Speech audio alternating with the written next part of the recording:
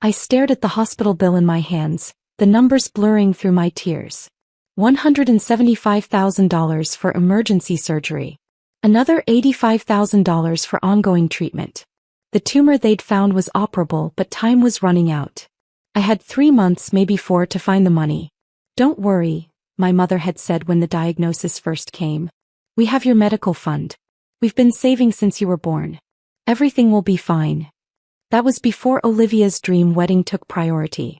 Before my life became worth less than my sister's perfect day. I sat in my small apartment, surrounded by medical documents and payment notices, when my phone buzzed with a text from my mother. "Family dinner tonight. Important announcement. Be there by 7. Important announcement. I already knew what it was. Olivia had been hinting about it for weeks. Her fairy tale wedding at the Plaza Hotel. The designer dress from Paris, the 1,000-person guest list. My sister never did anything small. At exactly 7 p.m., I pulled up to my parents' suburban mansion in my used Honda Civic. Olivia's new Mercedes gleamed in the driveway, a gift from her fiancé Michael, the investment banker who'd proposed with a ring that cost more than my annual salary. "Sarah."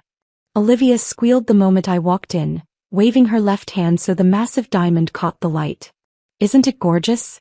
Michael picked it himself.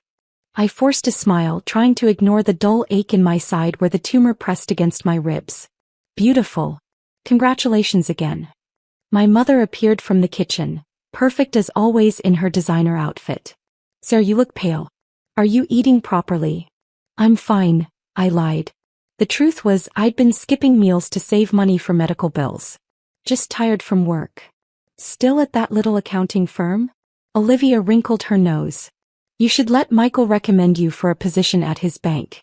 The starting salary is amazing." I didn't bother explaining that I couldn't take a new job now. Not with cancer treatments looming. Not with surgery scheduled in 3 months.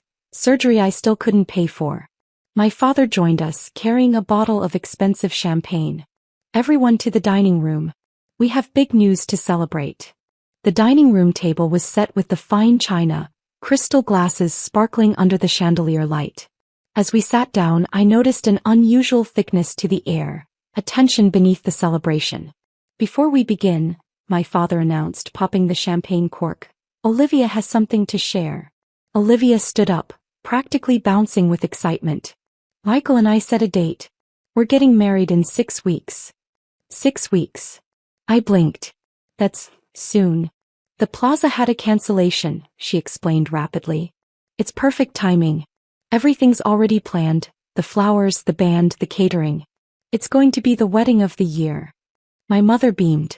"We've already put down the deposits. The whole thing is going to be absolutely magnificent." Something cold settled in my stomach. Deposits. The Plaza Hotel. Magnificent. All words that suggested large sums of money that was supposed to be for my surgery. "Mom," I said quietly, "what about my medical fund?" The room went silent. My father suddenly became very interested in his wine glass. Olivia's smile flickered slightly. "About that," my mother said, her voice cooling several degrees. "We had to make a decision." "A decision?" My hands began to shake under the table. "The wedding venue alone costs $200,000, she continued. "Then there's the catering, the flowers, the dress from Paris. These opportunities don't come along every day, Sarah. We had to act quickly." I felt like I couldn't breathe. You spent my medical fund on Olivia's wedding?" "Don't be so dramatic," Olivia cut in. "It's not like you can't get the money somewhere else. Take out a loan or something." "A loan?" I stared at her in disbelief. "For cancer treatment?" "Well," my mother said primly, "if you had focused more on your career like your sister, you'd have better insurance. Better options." My father finally spoke up. "Sarah, you have to understand. This wedding, it's a once-in-a-lifetime event. Olivia deserves her perfect day. And I deserve to live," I whispered. The silence that followed was deafening. My mother sipped her wine, avoiding my eyes. My father studied the tablecloth. Only Olivia seemed unaffected, scrolling through wedding photos on her phone. "I can't believe this," I said, my voice shaking. "You're choosing her wedding over my life?" "Don't be melodramatic," my mother snapped. There are payment plans for medical procedures. But the plaza? That opportunity won't come again. Olivia has dreamed of this since she was a little girl. I stood up so quickly my chair scraped against the hardwood floor. I've dreamed of living past 30. Does that count for anything? Sarah, my father warned, don't ruin your sister's moment. Ruin her moment. As if my terminal illness was an inconvenience to their perfect family narrative. How much? I asked quietly. What? How much of my medical fund did you spend on her wedding? My mother lifted her chin. All of it. $260,000. The room spun slightly. That money, my money, could have covered the surgery and most of the treatment. Now it would pay for flowers that would die in a day and food that would be forgotten by morning. I need that money to live, I said, my voice barely a whisper. And I need my dream wedding. Olivia shot back. Stop being so selfish, Sarah. This is my special day. I looked at each of them, my father, avoiding conflict as always, my mother, cold and certain in her decision, and Olivia, my beloved sister, who cared more about table settings than my survival. I see, I said quietly. I finally see. See what? My mother demanded. That I never really mattered to any of you. I picked up my purse, my movements calm despite the storm raging inside me. I was just the other daughter. The spare. The one whose life is worth less than a party. Now you're just being ridiculous, my mother said. Sit down and have some champagne. We're celebrating. I walked to the door, then turned back one last time. You know what the funny thing is? I actually believed you when you said family comes first. I just didn't realize which family member that meant. Sarah, my father called after me. Don't be like this. But I was already walking out, my mind racing with possibilities. They thought I was helpless, the weak sister who would accept their decision with quiet resignation. They had no idea what I was capable of. No idea at all. As I drove away from their house, my phone buzzed with text messages. Mom, stop being dramatic and come back. Olivia, you're ruining everything as usual. Dad, we can discuss this later. Don't spoil your sister's announcement. I blocked their numbers. That night, I sat in my apartment, surrounded by medical bills and wedding announcements that had started arriving in the mail. The contrast was stark. My sister's joy and my death sentence, printed on paper in black and white. But as I stared at those papers, something clicked in my mind. My father's signature on the medical fund withdrawal. The house mortgage they'd refinanced to pay for the wedding. The business loans they'd taken out to maintain their perfect facade. I might be dying, but I still had my CPA license. I still had my skills. And most importantly, I had nothing left to lose. Opening my laptop, I began to research. Property records. Business filings. Loan documents. Every financial decision my parents had made in the last 20 years laid out in public records, waiting for someone who knew where to look. By midnight I had a plan. By dawn I had the beginnings of revenge. They thought taking my medical fund was the end of the story. They were wrong. It was just the beginning. Because while they were planning the perfect wedding, they forgot one crucial detail. Desperate people are dangerous. And I was very, very desperate. 2 weeks before Olivia's perfect wedding, I made my first move. It wasn't hard to find buyers for distressed debt companies that specialized in acquiring failing loans at a discount. All it took was a few phone calls, my CPA credentials, and detailed knowledge of my parents' financial situation. One by one, I bought every debt they owned. The house mortgage they'd refinanced for Olivia's wedding. The business loans my father had taken out to maintain their lifestyle. The credit card debt they'd racked up for appearances. All of it now mine. They had no idea, of course. Why would they? They were too busy with wedding preparations to notice that their loan servicers had changed, that their debts had been consolidated under a new company, Phoenix Financial Recovery, LLC. My company. The morning I received confirmation of the final debt purchase, I also got a call from my oncologist. The tumor is growing faster than expected, she said gently. We need to move up the surgery. I looked at my bank account, nearly empty after buying my parents' debt. The irony wasn't lost on me. I'd spent what little savings I had left acquiring the very debts they'd accumulated while spending my medical fund. My phone buzzed with a text from Olivia. Final dress fitting today. Mom says you haven't RSVP'd yet. Stop being difficult. I deleted it without responding. 3 days before the wedding, I made my second move. Phoenix Financial Recovery sent out its first notices, demanding immediate payment in full on all outstanding debts.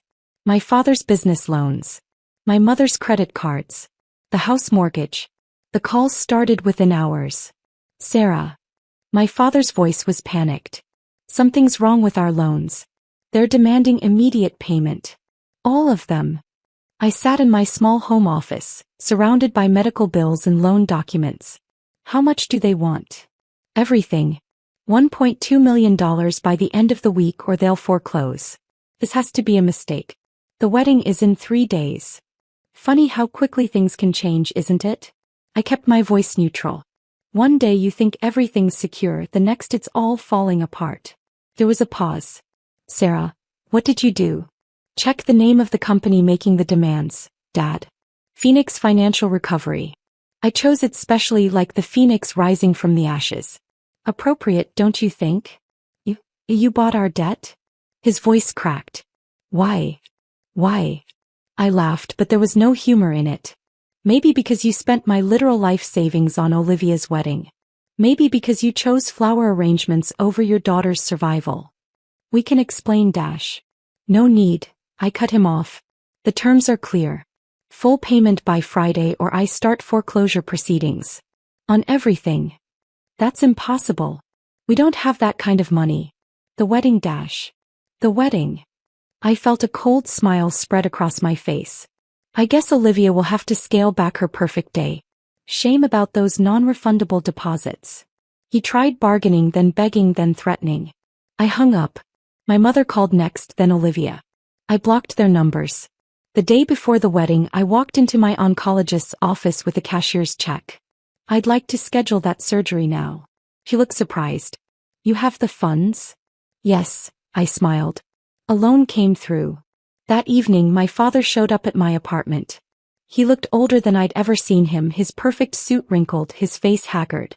Please, he said the moment I opened the door. We'll lose everything. Like I'm losing my life? I stepped aside, letting him in.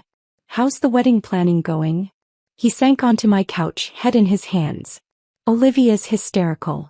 The plaza is threatening to cancel if we miss tomorrow's final payment. Your mother's had to return her new car. My business credit is ruined. Sounds stressful, I observed. Almost like having cancer and finding out your family spent your medical fund on centerpieces. We were wrong, he whispered. So terribly wrong. But please don't destroy our lives over this. I walked to my window, looking out at the city lights. You know what's funny, Dad? I'm not destroying anything. I'm just collecting on debts you chose to take on. Debts you acquired while spending my medical fund on Olivia's special day. What do you want? His voice was hollow. What will it take to fix this? I turned back to him. Fix it? You can't fix this. You can't fix choosing one daughter's party over another daughter's life. You can't fix showing me exactly how little I matter to this family. The medical fund, he said quickly. We'll get it back. Somehow. We'll find a way, Dash. I already found a way. I cut him off. The surgery is scheduled for next week. I'm paying for it with the money I'll make from selling your house. He stared at me, realization dawning. You're really going to do this? No, Dad. You did this. The moment you decided my life was worth less than Olivia's wedding, you did this to yourselves. The wedding was cancelled, of course. The plaza kept their deposit. The Paris dress was returned. Olivia's perfect day crumbled under the weight of financial reality. My mother called from a blocked number, leaving a voicemail that alternated between begging and threats. How could you do this to your sister? To your family? We raised you better than this. I listened to it while signing the paperwork to begin foreclosure proceedings on their house. 2 weeks later, I woke up in a hospital room, groggy from surgery. The tumor was gone. The margins were clean. I would live. My phone had messages from my family. Mom, we're living in a rented apartment now. Are you happy? Dad, my business is ruined. Was this what you wanted? Olivia, you destroyed everything. I'll never forgive you. I deleted them all. 6 months later, I sat in my oncologist's office getting the all clear. No sign of cancer. No evidence of recurrence. A full recovery. You're very lucky, she said, reviewing my scans. If we hadn't caught it when we did, if we hadn't operated when we did. Lucky. I thought about the house I now owned, my parents' former mansion, which I'd sold to a developer. The business loans I'd called in, forcing my father into bankruptcy. The credit card debt I'd used to destroy their perfect credit scores. My phone buzzed, an email from my mother, her first contact in months. I hope you're satisfied. You've taken everything we had. I typed a simple reply. No, Mom. I took back what was mine. My medical fund. My life. My chance to survive. The rest? That was just interest on a debt you chose to take on. They say revenge is a dish best served cold. But sometimes revenge is simply justice with interest added. Sometimes, it's showing people exactly what their choices cost, not just in dollars and cents, but in relationships destroyed and trust shattered beyond repair. My family chose Olivia's perfect wedding over my life. They never imagined their perfect daughter would end up in a rented apartment, their perfect life would crumble under the weight of debt, their perfect facade would shatter so completely. But then again, they never imagined I would survive to make them face the consequences of their choice. A month after my final checkup, I received an invitation to a small wedding. Olivia and Michael, getting married at City Hall. No Plaza Hotel, no Paris dress, no 1,000-person guest list. Just a simple ceremony and a reception at a local restaurant. I didn't attend. Instead, I sent a card with a simple message. Congratulations. Consider this your wedding gift. I'm writing off the remaining debt. Start your new life fresh. But never forget why you had to start over. They say money can't buy happiness. But it can buy life-saving surgery. Can buy justice. And sometimes, it can buy the perfect revenge, showing people exactly what they lose when they choose the wrong things to value. I survived. I thrived. And I made sure they never forgot the cost of choosing a perfect wedding over a daughter's life.